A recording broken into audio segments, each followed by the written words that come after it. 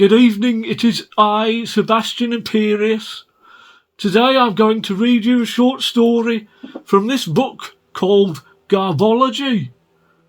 Now this book came out last year and I had a short story in it. I'm here to read my story from the book called The Rupture, about a man who I don't know. I guess if I don't want to read it, it's about an apocalypse gone wrong. But you might like it anyway. I don't know where it is. Where is it?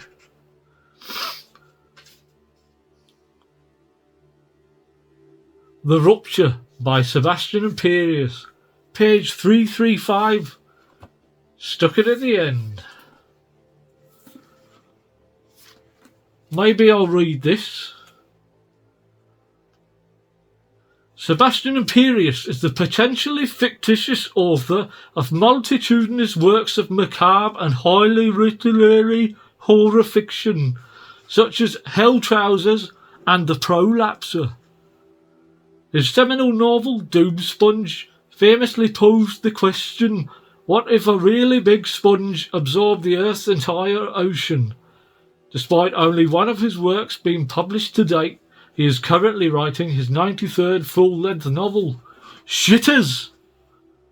It's basically Gremlins with sentient poo.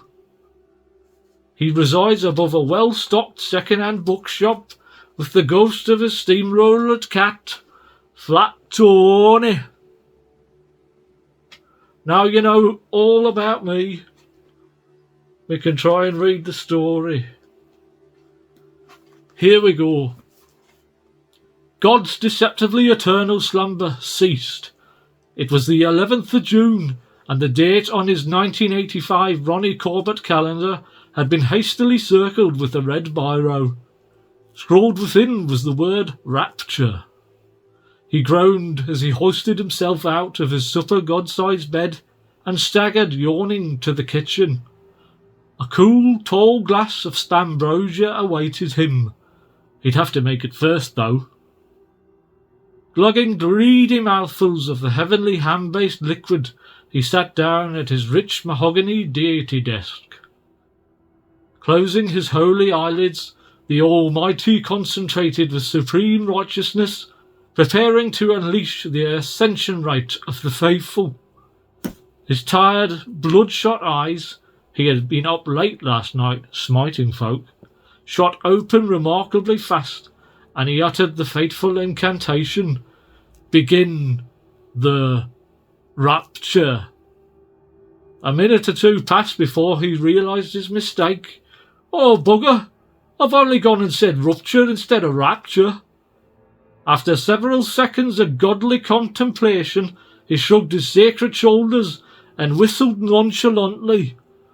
Gazing at the Goddle Maps programme on his BBC Micro, he zoomed in and beheld the consequences of his monumental cock-up.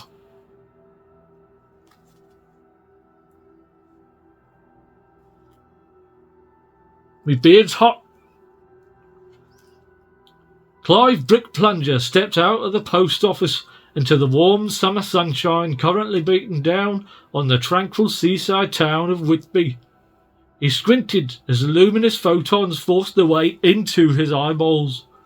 Hoovering up a deep nose breath, using primarily his lungs, he revelled in the invigoratingly salty sea air, exhaled through his mouth, and sighed contentedly. He couldn't wait to tuck into the butter and sugar sandwich he grabbed at the post office for 38 pence. A whole hour had passed since his last meal.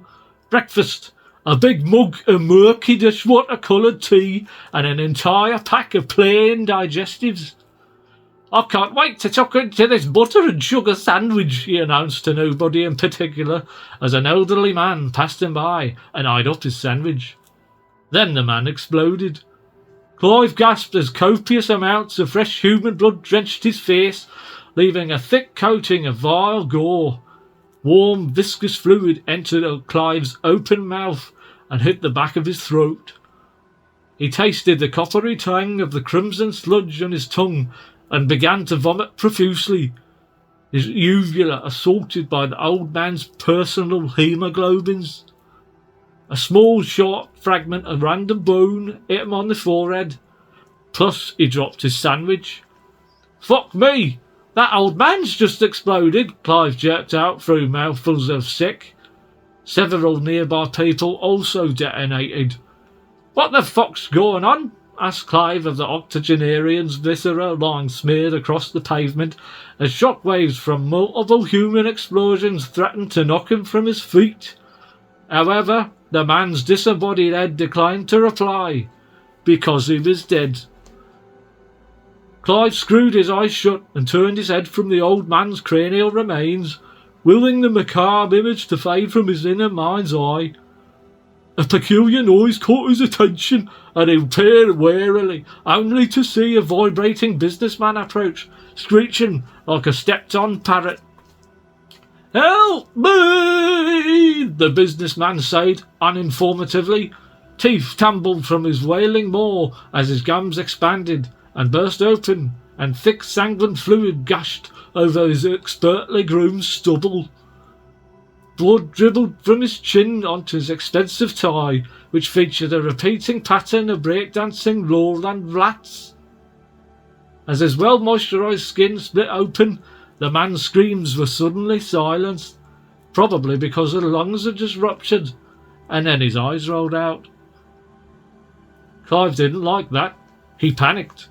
Desperate to escape the businessman's inevitable detonation, he spun on his heels and ran for his life, slipping in the myriad pools of blood sluicing the poorly maintained pavements of the town. An enormously loud, wet thump tore through the air behind him, and a warm spray of liquidized human splattered over his backside. In his peripheral vision, the townspeople were exploding, bursting like overfilled water balloons loaded with human skeletons, plus organs, blood, etc. He screamed again. After several minutes of wanton running and enthusiastic screaming, he reached an overgrown local park. Stopping to catch his breath, he leaned on an entrail-spattered wooden bench with a 4 bronze plaque dedicated to Archibald Flap, the local amateur gynecologist. A beautiful, unexploded, hysterical blonde woman unexpectedly ran over to Clive, gibbering and jabbering, grabbing for his biceps stams in fear. Clive looked her up and down, objectifying her, as was his right as a man. She had a nice figure, much like a beautiful svelte supermodel, but with bigger tits and a nicer ass. A sharp-cropped black jumper with a deep plunging neckline clung to her hefty jugs, and tight stone-washed jeans hugged her feminine curves just right. She was also covered in blood, but he could live with that. He felt the front of his underpants begin to tighten despite the situation. A nearby dog ruptured into a pile of disgraced canine leftovers as Clive slapped the frantic female across the face. In a sudden silence, a cacophony of guttural screams and muffled explosions sounded in the distance.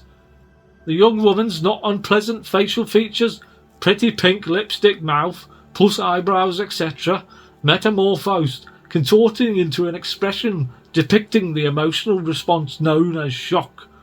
She ceased her rampant flailing. Her face held a stupefied position for a few seconds before appearing to relax slightly.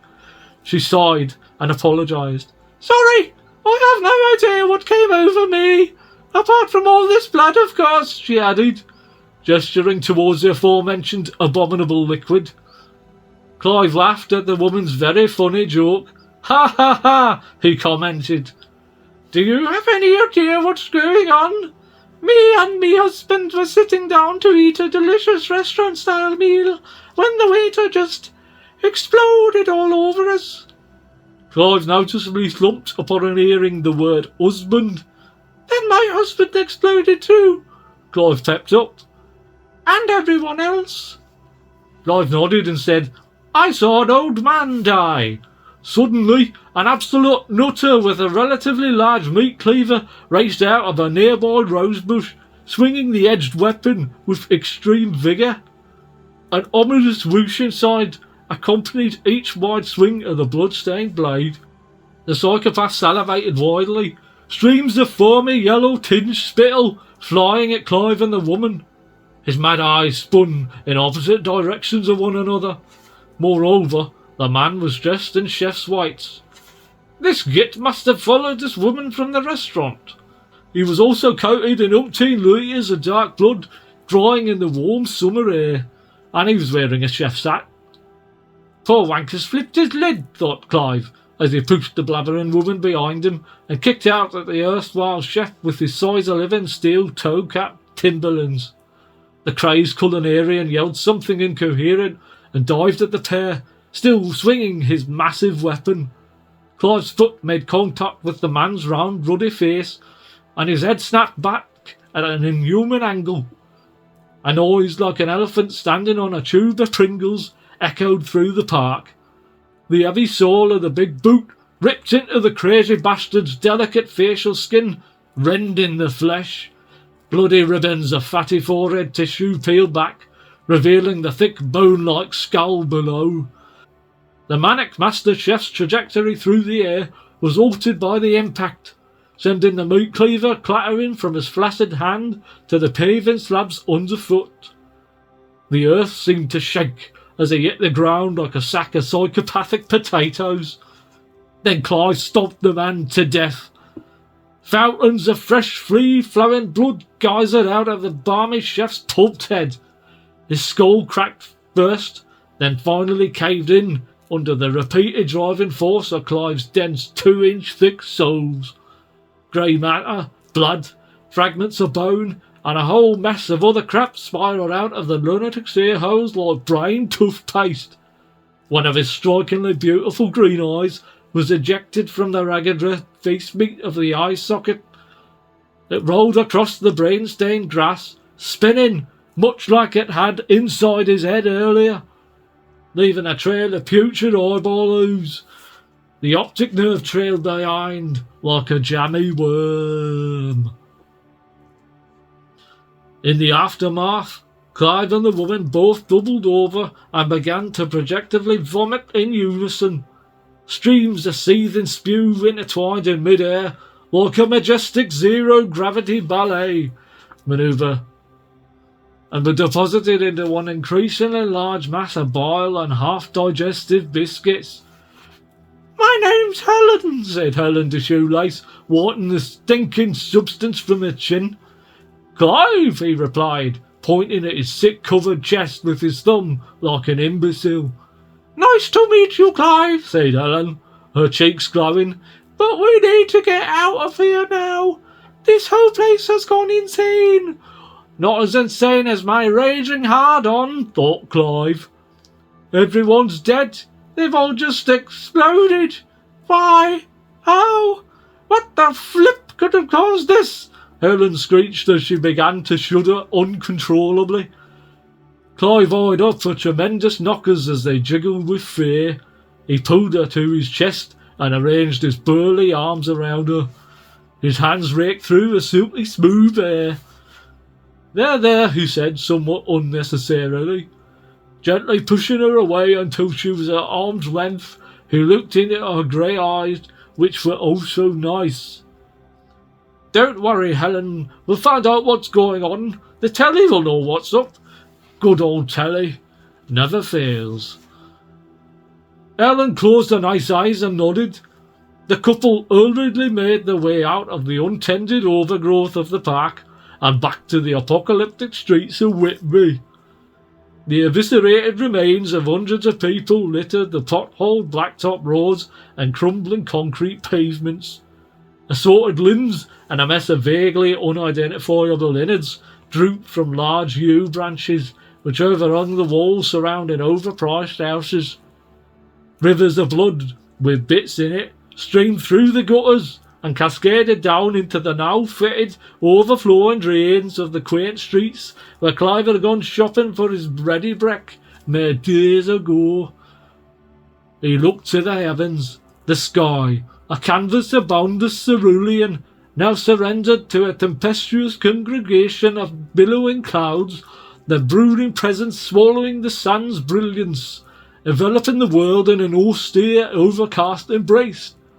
It was like a big sheet of cotton wool, but grey, and it was raining.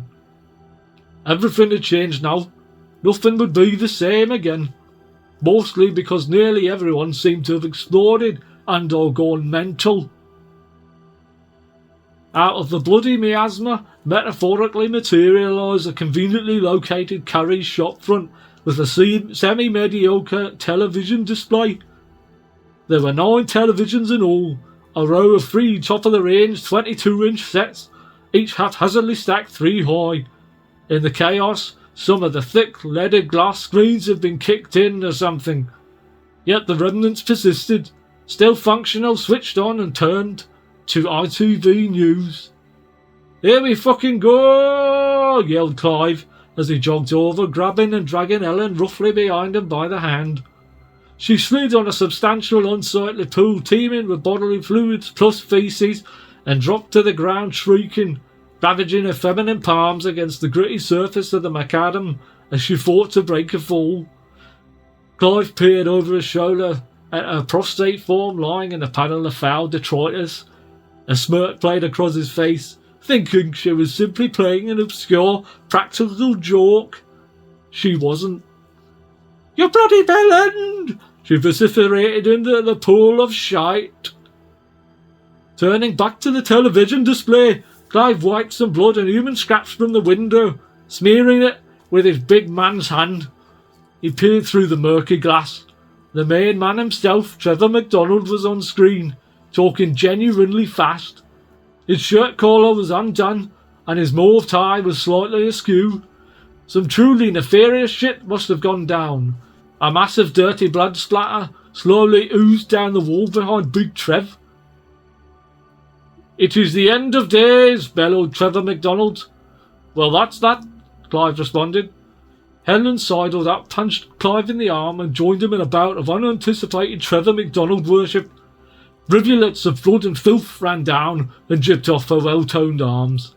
In their eyes, the flickering blue light from the televisions danced like lightning in the gloom of the overcast sky. In fact, it was lightning, I've just decided. Ellen peeped slightly as a booming crash of thunder roared across the land. Big Trev continued his televised blabber. "Reports have been flooding in from all over the world. Everywhere, it seems, has been subject to the same bizarre phenomena. People all over the planet are simply exploding. They're just exploding. Our research team have all done one, so I've had to do the maths myself." Trevor McD glanced down at a crumpled sheet of dot matrix printer paper in his trembling hand, covered in chicken scratch handwriting and blood. "Almost the planet's entire population, 99.7% to be precise, has already met a fate worse than death." His eyes were bulging almost to the point of ejection. Glaring preternaturally into the camera, he uttered, "The Rupture." "The Rupture? I like that. Damn, he's good. How'd you work that out?" Ellen shook her head. Blonde hair cascaded down and around her face in a shiny waterfall of hair. "This settles it, Clive. I say we find survivors, band together, and build a community. It'll be a shining example of the human spirit at its best. You know, like The Stand." Clive shrugged. "It's a big fat book by Stephen King. Haven't you read it? It's about this mad virus that kills nearly everyone on the planet. Sound familiar? There's a bad guy with a Ponzi name who likes denim, and God shows up at the end to do something vaguely holy." "I only read the TV Times. And the Radio Times. Oh, and the Sun." Ellen sauntered away, shaking her head again, and Clive traipsed after her, leaving the lovely television sets behind. He looked back over his shoulder at them longingly. Trevor MacDonald was still staring. He'd lost the fucking plot. Then he exploded. Ellen gasped. She pointed at something blurry and yelled, "Clive, I think I see something. Most likely a man." A glimpse of something fleeting in the corner of her eyes, an unexploded person ducking into the wrecked doorway of a nearby John Menzies newsagent. What looked like a tattered furry hat was silhouetted upon their head. "I hope this one's not as demented as that chef," Clive said. Ellen shook her head. "Doesn't matter, let's follow him. We need to see who else survived. Then we can put our plan into action, as mentioned earlier." Clive nodded at Ellen, and the couple made a beeline to the battered newsagent. Shards of blood-stained glass littered the pavement around the shop, crunching underfoot like deep-fried sugar puffs. The windows had blown out, likely due to the numerous regular customers who had exploded while picking up their copies of the Whitby Gazette, the local newspaper, and Grasser, a magazine showcasing a colourful array of local gangsters and miscellaneous arseholes. A metal shutter sat askew, lowered halfway over the entrance doors. Clive ducked under and stuck his head into the darkness beyond. Glad to be out of the rain, he yelled into the void. "Hello?" As his eyes adjusted to the gloom, he surveyed the interior and caught a brief flurry of movement towards the rear of the building. He slipped in and turned back to Helen, nodding at her through the gap between ground and shutter. "I'm pretty sure I saw some fucker dart through these doors in the back." Ellen followed suit and squeezed through the entrance behind Clive. They traversed the treacherous shop floor. The blood-saturated carpet squelched underfoot as they perused the various gore-splattered publications on the shelves. Helen eyed up one of her usual women's magazines, Women's Subhuman Scam Weekly. There was an intriguing story in the latest issue that she hadn't yet read. The headline introduced a 90-year-old woman who had gotten married to a life-size photograph of Paul Daniels. Then she had an affair with the skeleton. Clive, who was still ahead, stopped and held up his hand. "Wait a second, do you hear something?" "Not really. This place has a weird smell that's throwing me off. I can't seem to concentrate on anything because of it. Could it be related to the gallons of blood?" Strange noises and stifled voices seeped into Clive's ears through minuscule vibrations in the air, seemingly emanating from behind the double doorway at the rear of the shop. The very same double doorway through which the mysteriously hatted man had passed. "Makes sense," he thought to himself, silently, inside his own head. Ellen cautiously pushed one of the doors open. Clive pulled the other one. Then he decided to push on it instead, since pulling on it wasn't doing anything. The doors opened into a generic grey corridor with nary a drop of blood to be seen, plus several crap demotivational posters framed up on the walls. Clive read one out as they strolled past, as did Helen. Trust me when I say that they were very amusing indeed, but cannot be repeated here for legal reasons. Then they both laughed, before later stopping. An inconspicuous door stood on the end of the hallway, the apparent source of the rhythmic, muffled chant-like sound, possibly chanting. Ellen held her ear against the cool wood of the door, eager to find other survivors. Hopefully, folk that went utter pillocks like Clive. "I hear it now, and it's definitely coming from this room," she said, looking to Clive for approval. Clive granted and just stood there. Ellen grabbed the door handle and yanked it open with one expertly poised manoeuvre. In the cramped staff room beyond, 8 men and women stood atop chairs, their arms raised to the sky, or ceiling anyway, surrounded by seemingly subpar coffee-making facilities. "Rupture!" chanted the crowd in unison, myriad voices becoming one. "Rupture!" And again, "Rupture!" One man, whom Ellen pegged as the leader of the strange collective, standing on 2 stacked chairs instead of one, thus higher in social status, was murmuring something under his breath, his mouth blib-blabbing furiously. He had fashioned a ruptured rat into some sort of macabre ministerial mitre and was wearing it at a jaunty angle.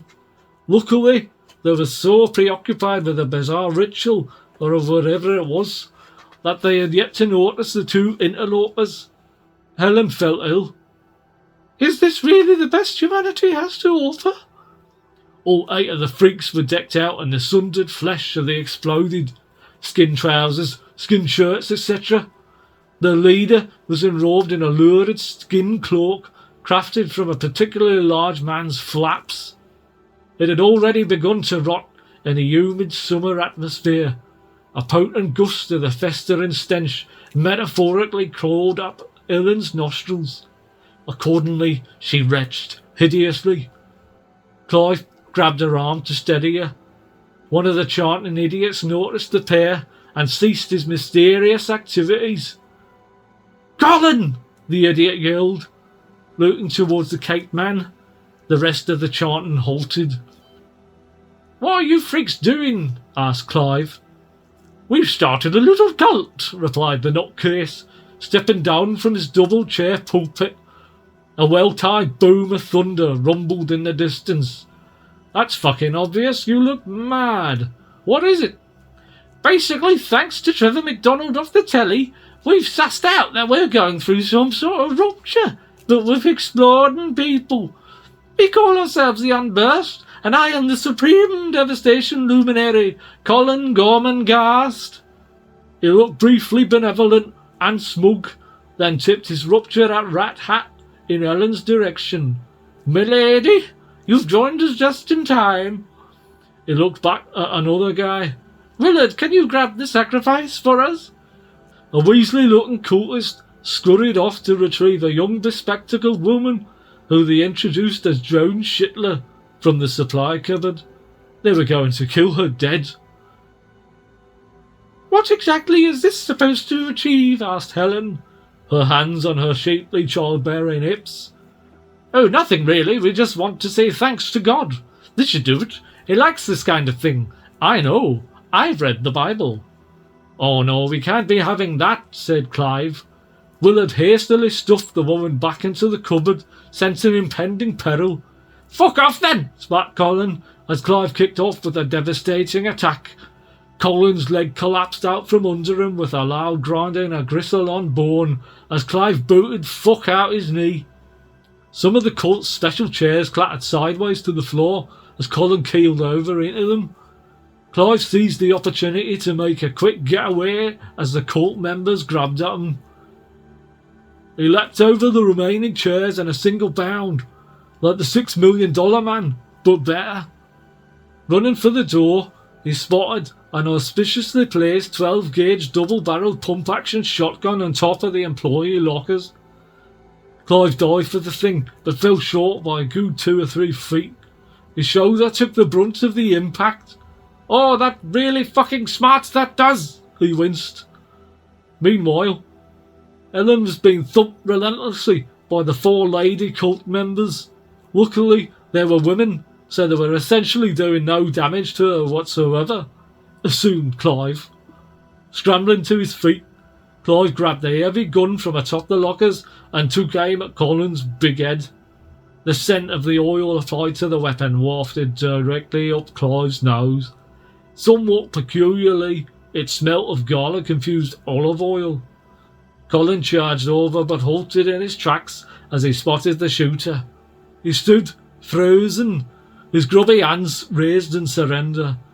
The 3 remaining male cultists thundered towards him from behind, crashing forcefully into his back. "Whoa there, friend," said Colin, his voice wavering as he stared down the barrels of the deliciously fragrant shotgun. "We don't want to upset the big man now, do we? Don't think he'd be best pleased if any of us were to kick the bucket, eh? We're his chosen after all. We're the Unburst." He pointed to the supply cupboard in the corner. "Just shoot Joan. That'll be fine." Clive couldn't be asked with all this shite and simply fired both rounds directly into Colin's face at point-blank range. Clive's already pained shoulder absorbed the force expelled by the recoil, and he cried out in pain. "Ouch!" Colin responded to the heinous attack upon his person by promptly dying. His entire face caved in on itself before exploding through the back of his head in a monstrous paroxysm of blood and mangled, ragged, sticky wads of flesh and cerebral matter. Shattered skull fragments rebounded around the room and embedded themselves into the faces and throats of the zealots behind Colin's swaying cadaver. The remainder of his blood spurted vehemently from the stumpy remains of his ravaged neck and throat, coating the staff room and its inhabitants liberally in thick coppery goop. Then his decapitated corpse collapsed backwards into the fallen bodies of the other 3 nut jobs. "That'll do it," said Ellen, who sauntered over after brutally beating the 4 women to death with her high heels. Clive and Ellen's attention was drawn to a frantic muffled banging sound thrumming inside the broom cupboard. "Oh, it's June," recalled Helen. They gingerly stepped over to the fatality pile and headed over to free the desperate damsel.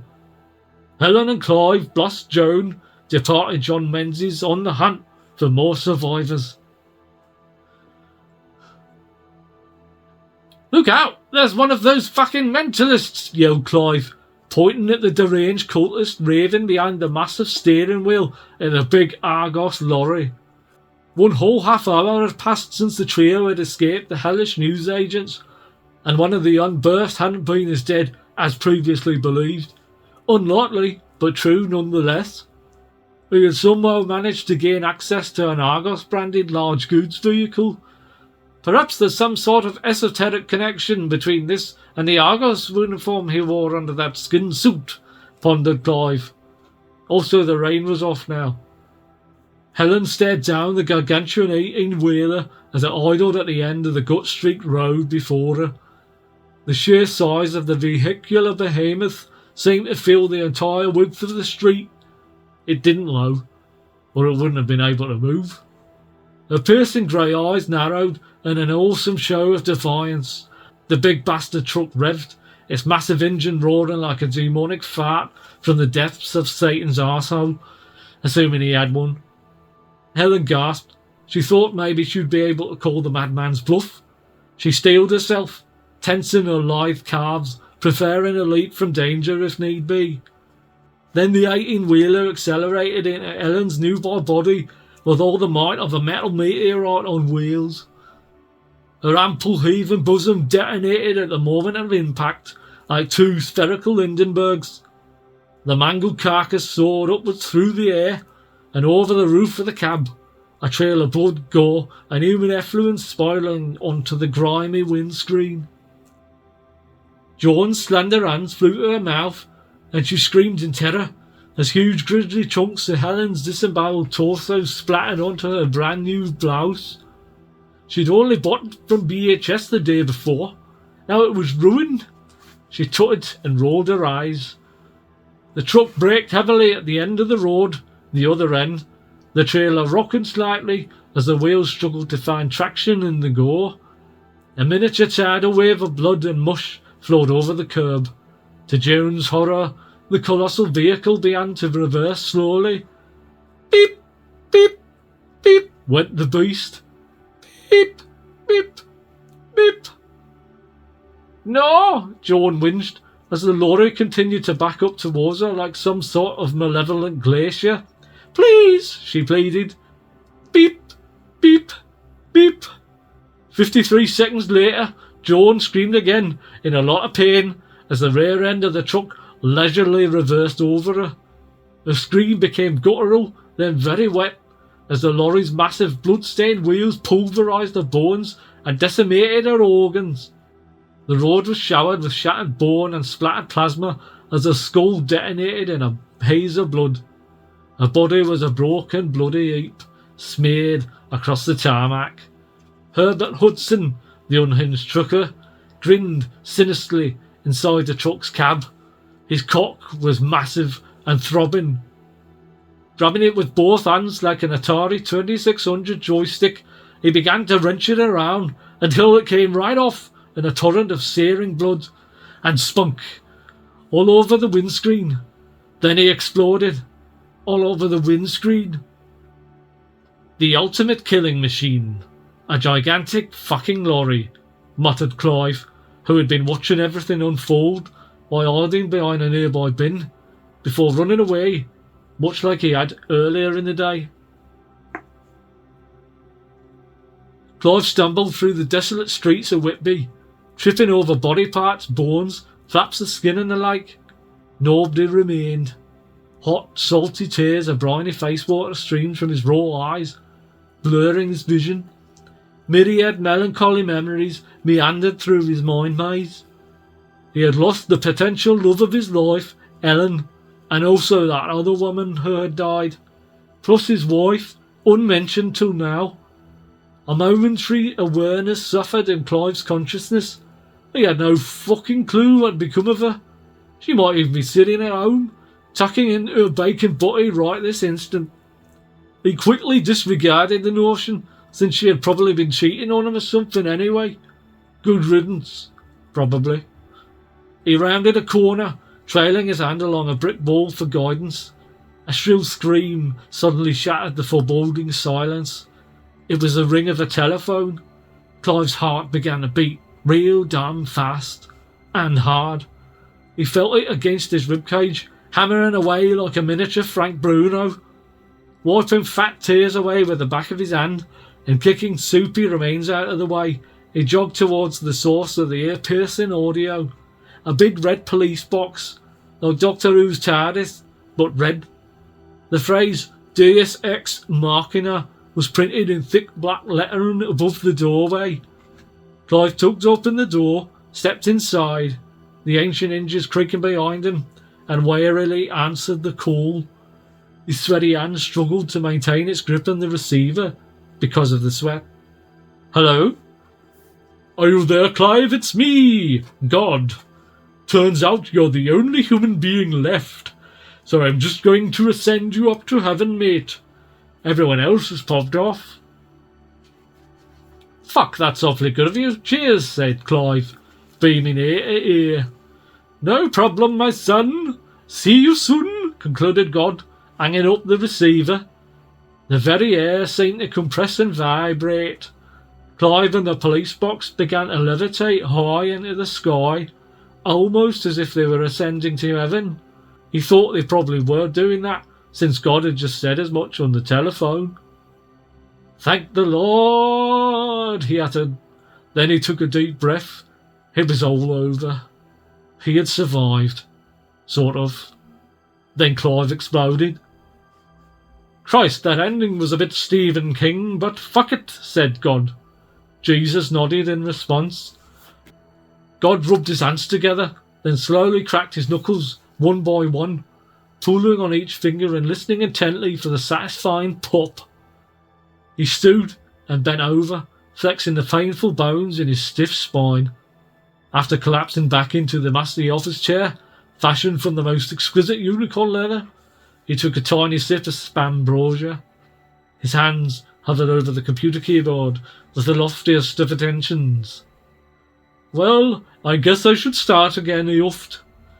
Smashing the escape key, he loaded up a new save and generated another world on his BBC micro program, the Metacosmic Genesis Simulation Engine version 4.2 Pre-Millennium Edition. Beholdeth, he hollered, slowly typing in the file name for his new endeavour with inviolable index fingers. E-A-R-T-H.